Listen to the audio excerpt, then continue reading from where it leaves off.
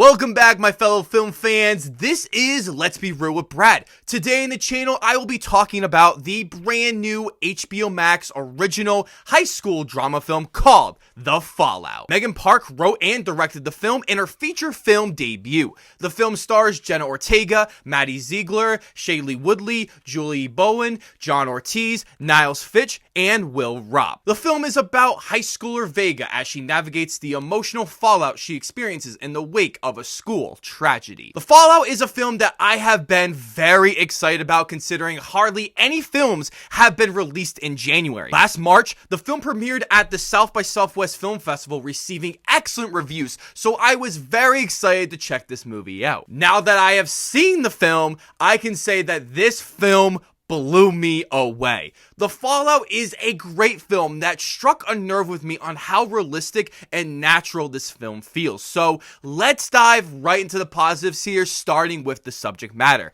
I will not spoil the subject matter just in case you don't want to get spoiled, as this subject matter is sensitive to many people. The film handles this subject matter immensely well, feeling like Megan Park found the most powerful, impactful, and appropriate way of showcasing this to the audience while never showing what happened. Instead, Park did something much different that I found more shocking and jaw-dropping. I thought the performances were excellent in this film. Jenna Ortega has proven herself in only 2 weeks from Scream 5 to this film. She commanded the screen playing this high school girl as she was going through many emotional and physical changes that she could pull off so effortlessly throughout. Maddie Ziegler also has fantastic chemistry with Jenna Ortega's character. All the scenes between these two were my favorite. Megan Park knocked it out of the park by having fantastic direction, especially for new and upcoming actors who make up most of the runtime. The framing of each shot is wonderfully crafted, and the film features close-up primarily shots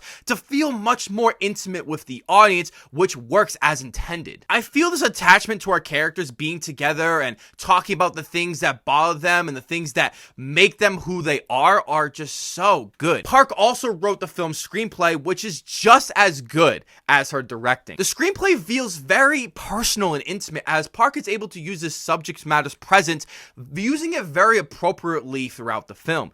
I also love how Park wrote the characters, as I knew who each character was and the relationship with our main character. I do have an issue with the development of each character, which I will get to later in the video, but I enjoyed how each character feels like they have a personality and a purpose to this story. Story changes so much if you take one character out, making every aspect of the story feel crucial for our main character. Park also adds this realism to the film by genuinely understanding a teenager's life in the modern world. There are too many high school films that feel like they were made by out-of-touch boomers who think they understand how the modern day of high school works, but they don't. Park can explore these different topics in a very mature, analytical way by feeling like she understands how teenagers talk based on text messages, their internet culture, and how society treats high schoolers. The amount of research and detail that went into this film makes the film feel much more realistic and natural, as it was able to immerse me into the film,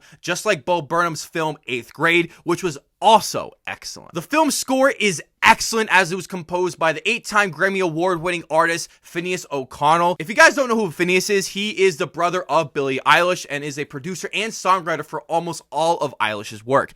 He came in and delivered an excellent score that worked perfectly in this film. Other technical aspects of the film, like the cinematography and editing, were also fantastic and very well done. I thought each aspect fit the movie in the most appropriate way possible by looking and feeling so professional. Unfortunately, this film does have a few negatives, with the first one I touched upon a little bit earlier in the video, which was the character development. Most of the character development comes from our main character Vega, which we need to watch her fail and grow all in one. As for the other characters, I felt like we should dive into them much more because they are so vital to the story. I wish we could see more of their changes because this incident also impacted them. And my last negative with the film is that I wished this movie were much longer. Being only 96 minutes was way too short for me. Because this is a character-driven film, I would expect it to be much longer so we can walk through these characters' journeys longer, and we didn't get that here. When the film ended, I was so disappointed because I felt like there were so many other storylines that didn't feel as fleshed out that should have been addressed themselves in some way or another. Overall, The Fallout is a great film that I have to recommend to anyone because it is impactful, dark, and challenging film to watch. The subject matter might be too much for some people to watch, and I understand that entirely, but if you are able to watch this film, I feel like it has something to say, and it says it with passion. I'm giving The Fallout an 8 out of 10. Thank you so much for watching, as it means the world to me. If you want to see more upcoming content, you should hit that subscribe button, drop a like if you want to, and ring that notification bell so I can see you all in the following video.